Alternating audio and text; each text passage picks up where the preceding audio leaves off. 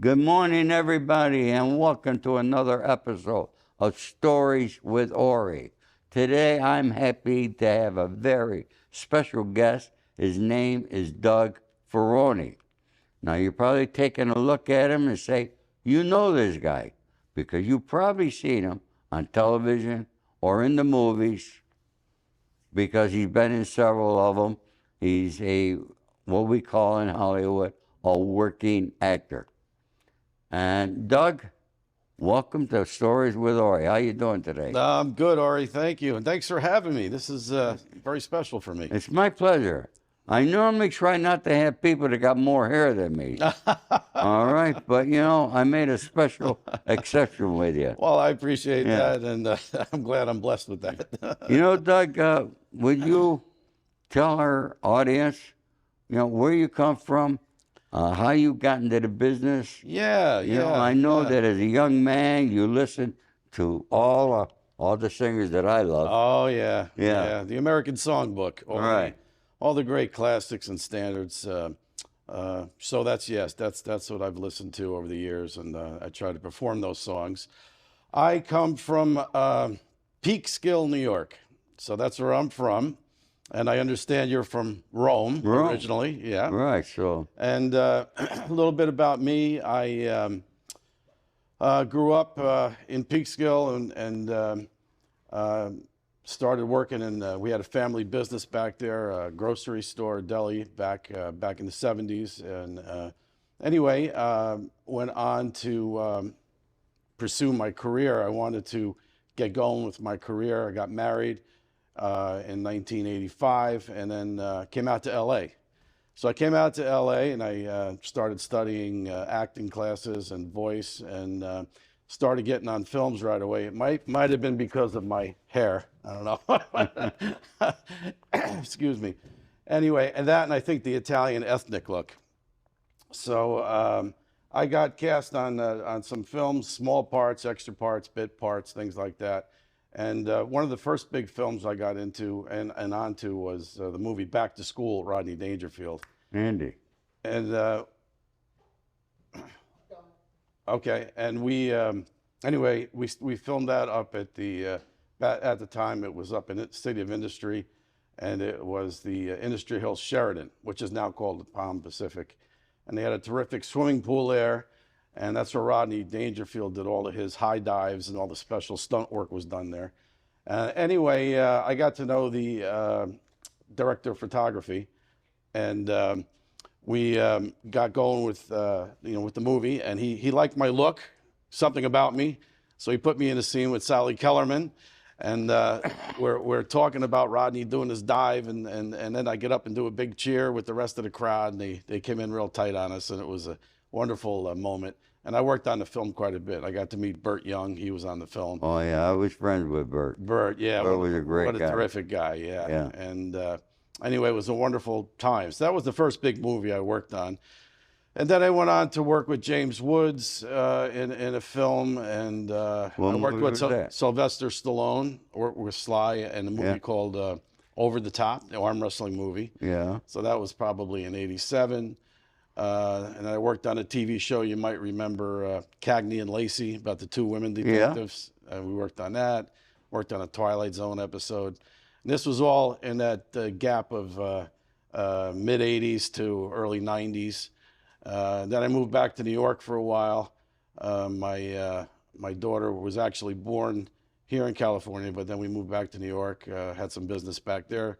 And then that's when I started with my band and started singing the standards, because I had been studying and doing some gigs, but got more serious in New York. And went on, and my son was born in New York. And then, unfortunately, I lost my wife to brain cancer in 1998. Yeah. So then I had to raise the kids. So I did my part. And while I was back there, I got to work on some more films and TV, and started making music recordings and CDs, and had some good fortune with a song I wrote called "I'm in Love with a Girl." That's been in several movies and some TV episodes. Recently, it was on Apple TV last summer, so it was on a show called The After Party. So I did really well on that last summer.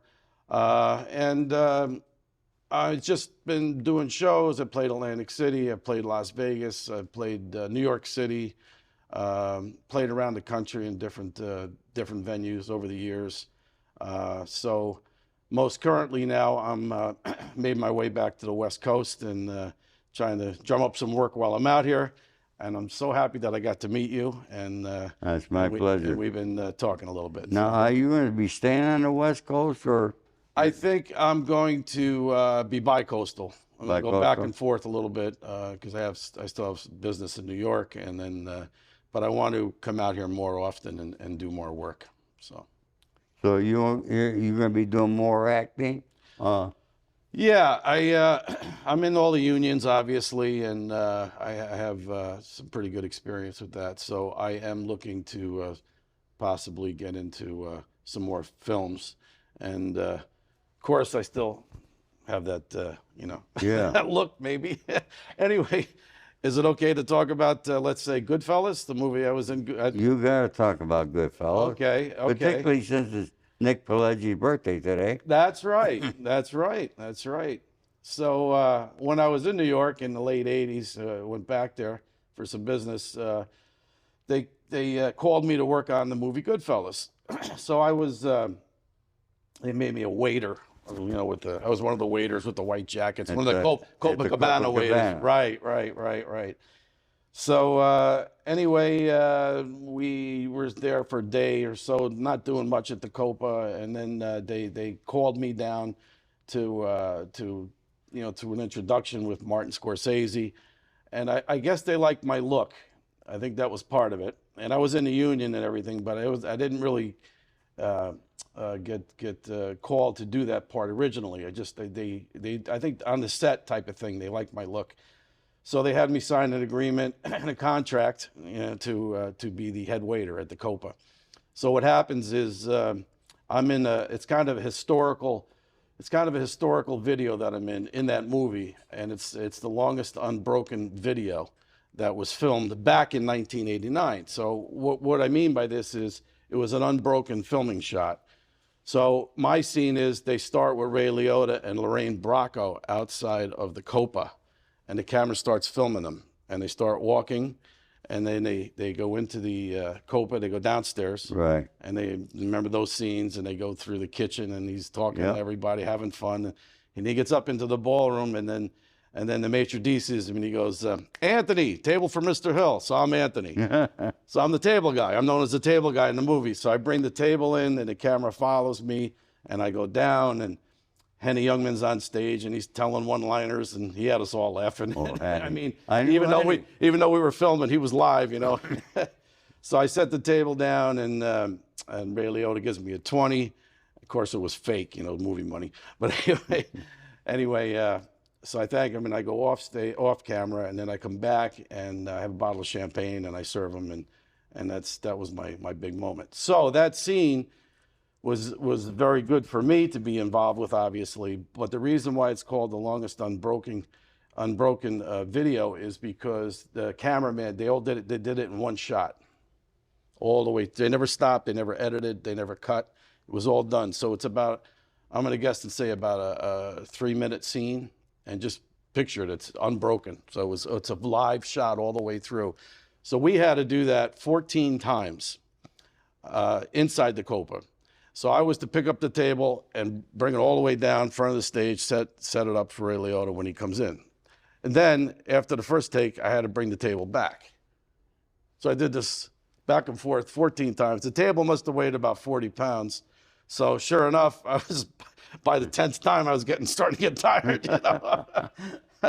So that's what that scene was about. And then a few years ago, I worked on the movie The Irishman. So about Jimmy Hoffa, and I'm in scenes in the Latin Casino. I don't know if you heard of or remember that Latin Casino, but it was in Cherry Hill, New Jersey. Yeah. And that's where a lot of the guys would get together, and the Teamsters, and they would have meetings there, and Jimmy Hoffa would be there. So I'm in those scenes. So I got talking to the first assistant director on that film in between takes, and we were talking. And I said, I worked with Martin Scorsese before in the movie Goodfellas. And he said, oh, you did? I said, yeah. He goes, what did you do? And I said, well, I'm the table guy in Goodfellas. And he looks for a second and he goes, you're the table guy? And I said, yeah.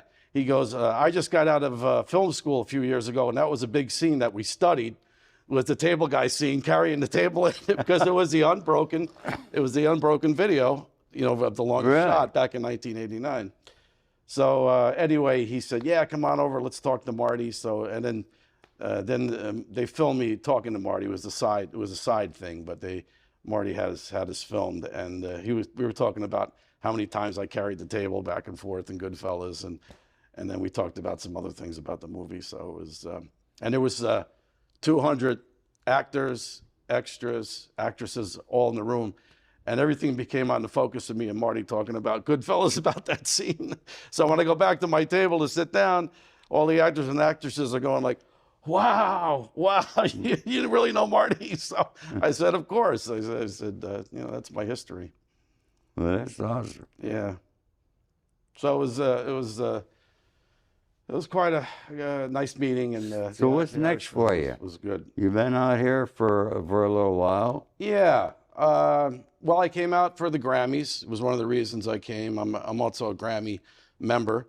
And I've had some records and some songs and albums in the Grammys that I had recognized by the Grammys. So we're still working on getting a nomination, you know, and hopefully winning one day. But in the meantime, I'm a voting member of the Grammy Academy. Oh, you are? Yep. So I get a lot of different projects submitted to me, and then I decide if I want to vote on them. Now, obviously. Do they send you all types of music? Or is it a particular genre? That's a good question. Yeah, what it is there's categories.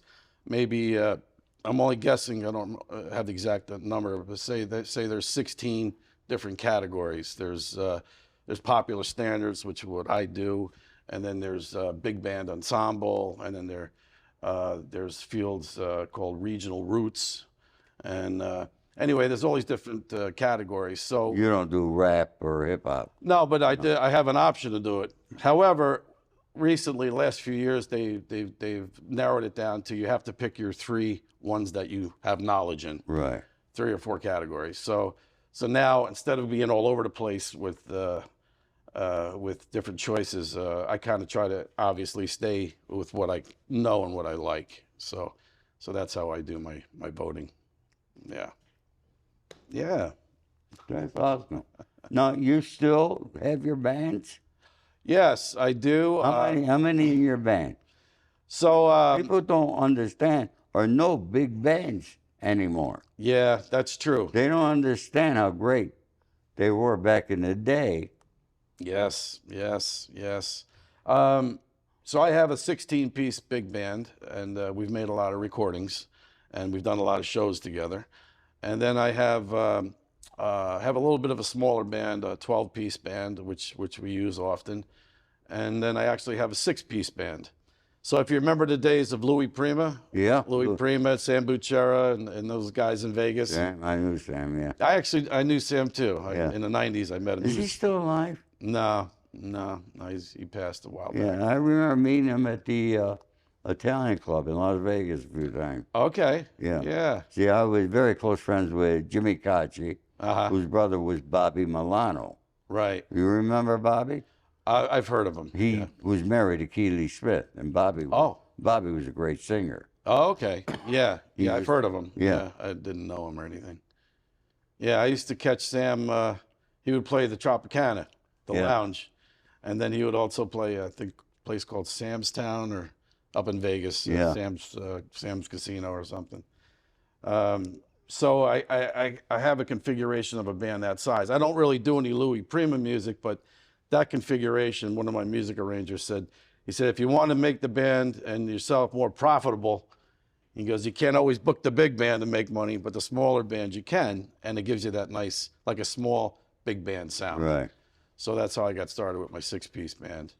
And then I have my orchestrations go out to a full orchestra, so I can have violins and timpani and sometimes it's depending on the show, it really just beautiful sound. And I gotta admit, I saw Frank Sinatra for the first time in 1986 out here in Orange County at one of the big concert places, outside concert. And I was just knocked out when I never saw him live, you know, we saw him on TV or somewhere. Right. But when you hear that sound live, Sinatra's voice, and then of course the orchestra behind him, and what a great feeling it was, and a beautiful sound. And then I went on to see Sinatra 14 different times. I saw him in Las Vegas, and then I saw him out here. I saw him at the Greek Theater. One night at the Greek Theater, we go driving up, and my wife was alive then, and we go to the show at the Greek, and up on the billboard, all they had was a sign that said, "Tonight, Frank and Sammy," and that's all it said. It didn't say nothing else. Nothing else. And the place was packed, and what a time we had there. And anyway, I saw him quite a bit. Yeah, Frank's another one I knew. Read together often. Now you used to go to, and I had gone there back in the 80s. Mateo's. Yeah, that was one of them. But I remember Nicky Blair's. Oh, Nicky Blair's. Nicky Blair's, yeah. Oh, man, the stories of Nicky Blair's. Yeah. Oh, boy, and the girls I took out of there. Oh, my God. And then I also had a company at the time called International Seafood Distributors. Right. And I had the best looking girls were my salespeople. No kidding. And I had every top restaurant in Los Angeles. Wow. I mean, Nicky Blair's was one of them. But my condition was, because I had the best prices, they had to pay when the delivery. Okay. And Nick never did. Oh. So he ended up owing me several thousand. And I remember walking in on a Friday night. I said, "Tell Nick to come downstairs." He comes downstairs. I said, "Nick, you owe me, I don't know, 7,000, whatever the number was." I said, "Go upstairs and get me a fucking check. You're paying now." And he went up, he come down, he had the check. I said, "Now look for another purveyor." Yeah.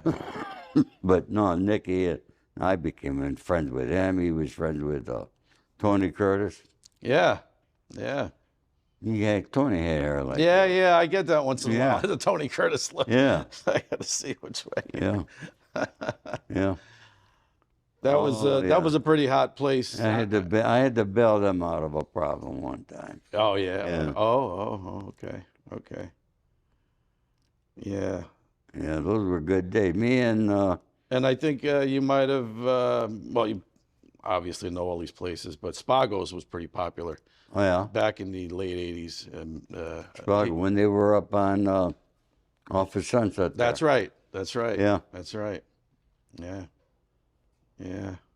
We had a good time one night. We went in there, my wife and I, and we were waiting for a table, and I ordered a martini. And I drink a little bit, but you can't really do that too much. So I have the martini. I look to my right. Who's standing next to me? Bruce Willis. Oh yeah. Yeah. So I looked to my left, and there was a couple of other celebrities there, and so then I had another martini, and then we went in and we ordered pizza and had a little wine or something. So my wife said I'd better drive. So I said okay, so that's fine with me. So I had one of those Eldorado Baritzas back in the day. Oh man, with the stainless steel top. Yeah. You know? So they bring the car around, and we had a friend of ours where we lived up in West Covina. We had a friend of ours that came as a young girl. She was celebrating prom night or something, but she was just graduating. So we took her out to eat with us. So my wife opened the door and she said, "Get in the back," to me. So I got in the back, and my wife and this young girl, they drove us home. My wife drove home, but I remember sitting in the back seat of the Cadillac going, "Boy, I haven't been back here in quite a while." So but just some wonderful times. Yeah, we had a lot of good times, a lot of good places back in LA in those days. Yeah. Yeah. Yeah. I remember, I guess it's all right to say it's part of history, but And what you mentioned, Henny Youngman. oh, yeah, Oh, yeah, oh, yeah. he used to come to the Warwick at the Raleigh Room on 54th and 6th Right, right. and have lunch with us all the time. Mhm. And one day I had to go with him to his apartment. He lived on 55th and 6th. Ah, Had to get some albums or something he wanted to give to somebody. He was a funny bastard, Jesus Christ. oh, yeah, yeah, Man. yeah, And then the other, Rodney Dangerfield. yeah. You know, I didn't know Rodney, but he used to shop at Gelson's at Century City. Oh, okay. And I can remember one day, he was, in real life, he was who he is on the screen. Yeah, yeah, He was that guy. yeah, yeah, And he'd walk through the aisle, he's going like this. yeah, yeah, yeah, He doesn't even know what the frick he's getting. Yeah. Loading up his cart. yeah, yeah, yes, yes. I watched him, I was amazed. I spent 30 days with him on the movie Back to School. We'd have lunch together, not just me, but the crew and him and me. And he was just like you said. You see him on the camera, and then you see him in real life. You know, Right. Same thing. Same thing. Same thing. Well, he died young too, didn't he? No, he lived a pretty good life. I think he was in his 80s. Oh, he was? I don't know exactly how I have old he to was. check that out. Yeah. But he was funny. He would we'd wrap at the end of the day. We'd have to stand online to check out when we were doing the movie Back to School. And he used to, every afternoon, depending on what time we ended, but usually every day, a black limousine would pull up, and two girls would get out, and the driver usually had some kind of brown bag, a bottle, and they'd go up to Rodney's trailer and knock on the door. He'd say, "Oh, I've been waiting for you." So, he'd bring him in. But Man. yeah, that was some good. That was Sally Kellerman. Yeah. She was in Sally Kellerman, the Army movie. What was it? Oh yeah. Yes. She was the blonde? I think it was MASH. MASH. MASH. MASH. Yeah. Yeah. Well, you worked with a lot of the great ones. Yeah, I was fortunate to be involved in a lot of good named films. I guess over the decades of staying involved with it, a good film would come up once in a while. I mean, a lot of great films, but some of the ones that I was lucky enough to get on were also good films. And one movie I worked on, I think it was in 2005, was Inside Man. And that was with Denzel Washington and Jodie Foster. Oh, man, I love Denzel. Yeah, me too. I'm in scenes in the mayor's office with Jodie Foster. Yeah? I'm just kind of following her around. So. I'm going to have to watch that again. Yeah.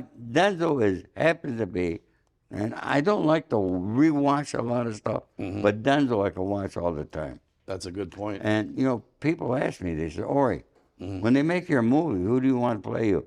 I said, Denzel Washington. Yeah. They said, what? I said, yeah, because Denzel can say more than anybody without ever opening his mouth. Yeah. He's got that ability. Yeah. It's awesome. Yeah. He's a fine actor. Yeah. Good stuff though. And then I worked on Sopranos. And one of the episodes was called Join the Club. It was in the last season. Yeah. So I worked with them, and I'm in scenes in a I guess it's called Join the Club because the nephew in the episode got in trouble with the family, and he ended up taking himself out, you know. So I'm in the funeral scenes now, and all the guys come in and everything, and so I'm sitting people, and it's kind of a cool scene that I'm in. Yeah. Well, anything you'd like to tell the audience before we cut loose here today? I look forward to seeing all of you at some point. Hopefully, you can come to one of my music shows. I plan to be performing out here on the West Coast, and also the Eastern States, New York. So I'm going to be back and forth. And if you get a chance, you can visit my website. It's Doug, D-O-U-G, Ferony, and it's Ferony.com. So I have a lot of information there, and a lot of my music is there. You can see the CDs and a lot of background and some of the movie things we talked about today. Yeah. Yeah, and that's Doug pretty much Ferony, DougFerony.com. And you'll have your schedule when you'll be playing. Yes, and thank everything you. Yeah, will be there. Yeah. So that's where to go, folks, for that there. Wonderful. Thank you very much, Doug. It Ori, was an honor having you, buddy. Thank you for having me. My pleasure. God bless.